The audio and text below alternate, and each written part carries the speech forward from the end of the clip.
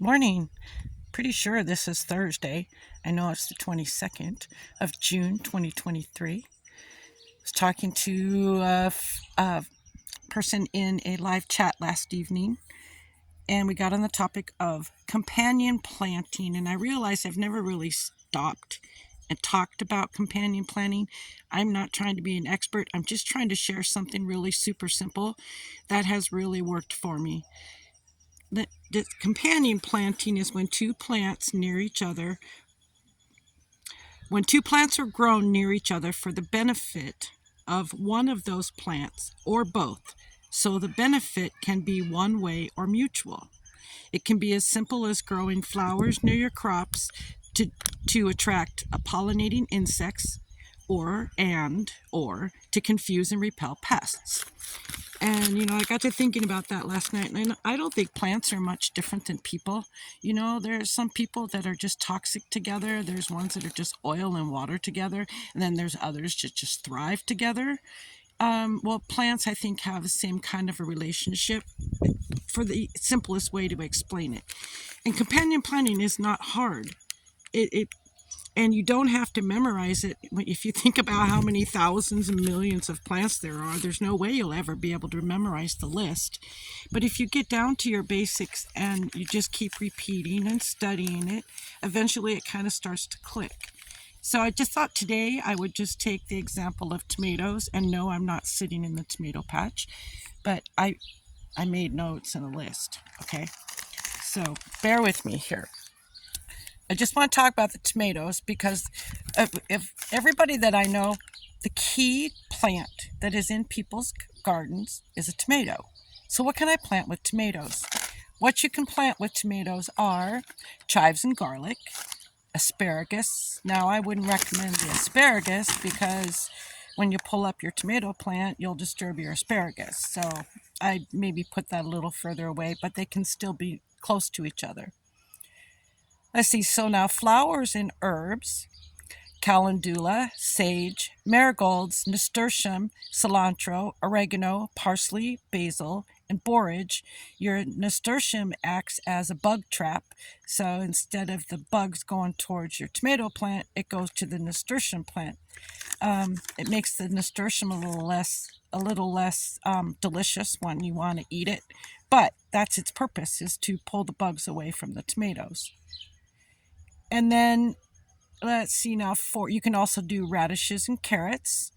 It helps to break up the soil, and the vegetation kind of gives a little shade on the ground. And there was something else. All right, now it says on the worst plants to plant with tomatoes would be peppers, potatoes, and eggplant are on the list. Now, I have never had a problem with planting peppers near my tomatoes, but I never have planted tomatoes next to potatoes. But I've never had a problem with tomatoes and peppers being planted near each other, because I also plant calendula and marigolds and garlic and things like that that repel things. So it's a relationship. Another thing that's bad for them is anything in the cabbage family. Those little white butterflies that fly all around all the time, those little guys, those aren't your friends. Those get those ugly worms, and they'll eat your Brussels sprouts or your kale, or like one tomato, it took it down in one night. Because I had Brussels sprouts planted nearby my tomatoes, and they said tomato that was fine, but it was not, because it brought in those worms. Rosemary is not good. I can tell you that from experience. I did that in that greenhouse last year. Tomato died, rosemary thrived. And the year before, tomato thrived and a couple other things died. So you just learn along the way. Let's see. And then other things that are not good with tomatoes would be fennel, dill, and cucumbers. And I know a lot of people plant cucumbers with their tomatoes. Some have success, some don't. But this particular chart I used, it brings another kind of a hornworm or something that will just super duper multiply, and it just doesn't work well together. So in a nutshell, companion planting, the easiest way. People say, how did I learn all of this? Well, we've got about 120 days, sometimes 140-day maybe growing time here. So the rest of the time is sitting in the house while it's snowing and cold and 40 below zero. And I watch a lot of YouTube videos. And then when I think about what I'm going to plant next year, I just go type in that search bar, whatever browser you're using, and just type in whatever plant I'm looking for. Potato companion plant, sweet potato companion plant, basil companion plant. You can go backwards. You can decide what kind of herbs do I want. Okay, so I want these herbs. What kind of vegetables grow well with that herb? So it doesn't matter what way you look it up. Eventually, you'll start to see a pattern, and it helps you plan your garden better, and it makes it pretty. And like calendula, for example, calendula doubles as a flower and an herb.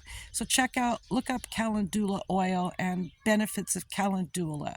Calendula. And it could be calendula. I don't care. I call it calendula. I hope that just makes it as simple and to the point and as kindergarten as it gets. It doesn't have to be difficult. Just my repetitive piece of advice. When you're getting ready to plant something, go look up what is its companion. And happy companion planting, everyone. May the pests go away. Bye now.